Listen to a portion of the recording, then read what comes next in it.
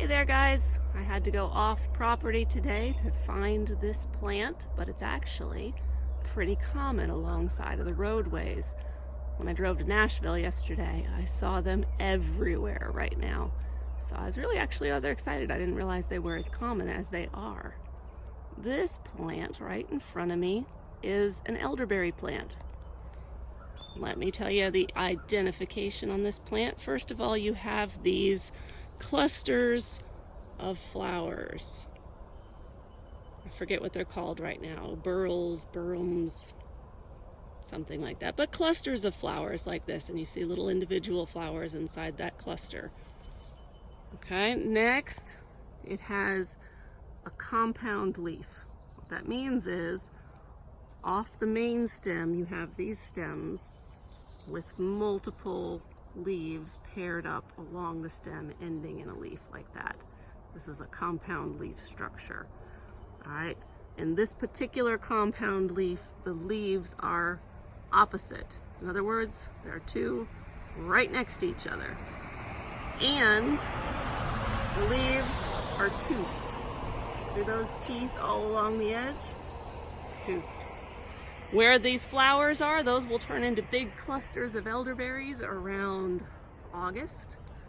They flower in June, July, late July into August. Those will turn into the big black elderberry berries. It's best to just cut at the base and take the whole thing rather than trying to pick off the berries.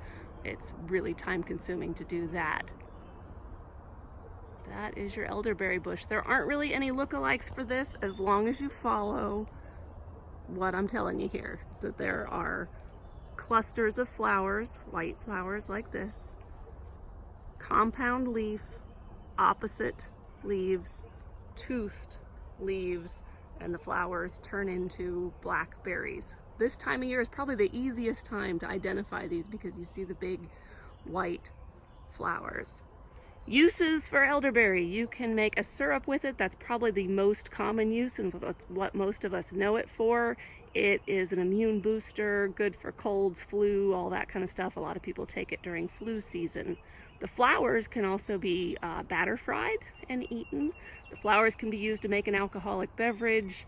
I think that mankind has figured out how to make an alcoholic beverage out of almost anything, but that is one known use for this, and that you can make jellies and jams and that kind of stuff out of the berries as well. I think you can make wine out of the berries too. Like I said, you can make alcoholic beverages out of almost anything. So that is your elderberry, all over the place. I'm so surprised. I did not realize it was as common as it is, although I can't seem to find any directly on the Camp Ozone property. I'm over at Ozone Falls right now to get this picture. I'm going to show you one that some people confuse for it, but it's pretty easy to tell the difference.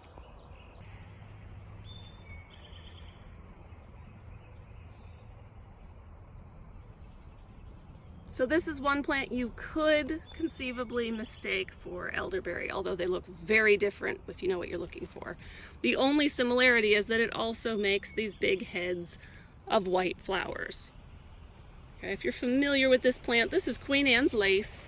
It has a completely different leaf structure. I mean, it's not even remotely similar. Okay? Excuse the cars. Again, I'm on the road. Okay, so Queen Anne's lace, different leaves, and Queen Anne's lace always has a very hairy stem. And Queen Anne's lace is actually edible. We'll talk about that in a different video, but just know this is not elderberry, not when it has these kind of leaves. Totally different.